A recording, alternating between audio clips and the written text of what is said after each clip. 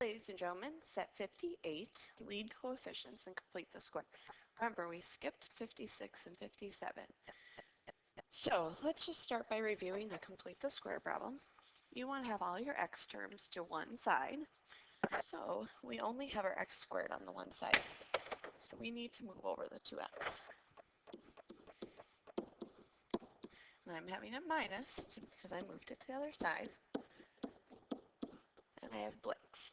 All right, complete the square. We take half of our middle term, and then we're going to square it and add it to both sides. So negative 1 squared is negative 1 times negative 1, which turns to 1 on both sides. Then on the left side, we follow the same format every time. Bring down your half b term. And nice, we have two whole numbers, so we can add those. Then I need to get my left side by itself. It has squared, and the only way that we can get rid of that is taking the square root on both sides. Here now we're left with x minus 1. Negative 8, square root of 8, we can simplify. 8's going to break down into 4 and 2, and 4 is a perfect square. So we're going to take that out. So we simplified that. And now our last step is we want to get x by itself. So we're just going to add 1 to both sides.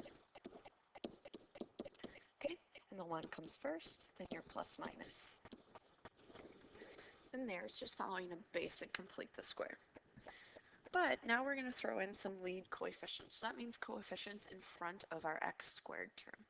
Again, we're going to follow the same steps as complete the square that we did on the previous page, but we just have one tweak that we need to make.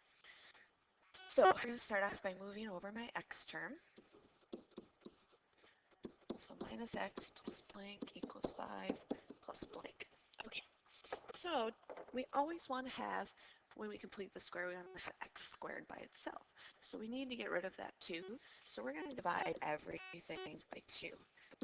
Okay, everything each side. And this is the first thing you want to do. You don't want to wait to do this.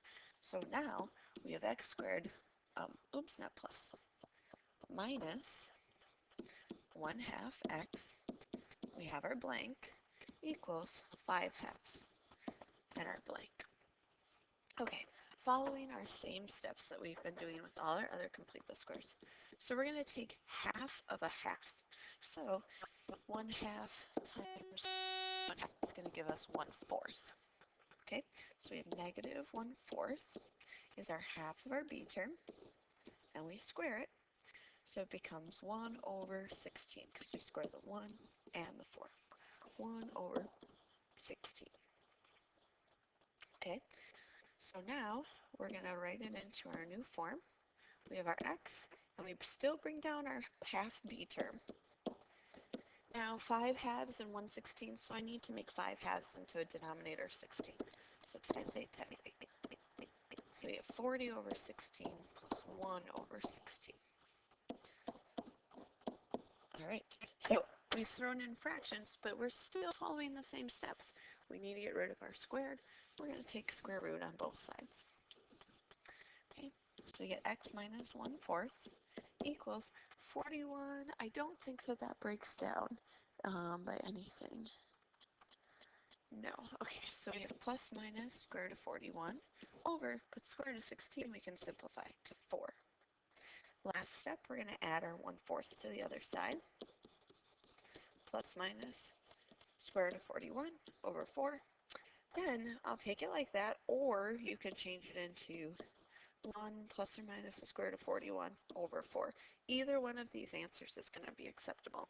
Now, if you lost me at any point, please make sure you go back in and rewind this problem. We're going to do one more like this, though.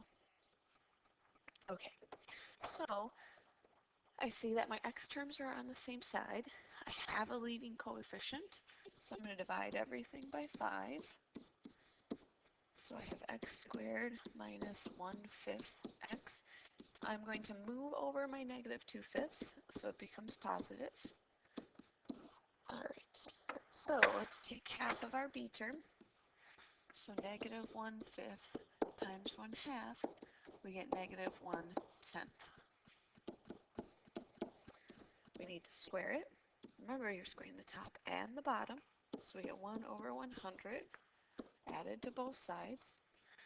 So x minus 1/10, we still are using our 1/2 of the b term, squared, equals, okay, 2/5.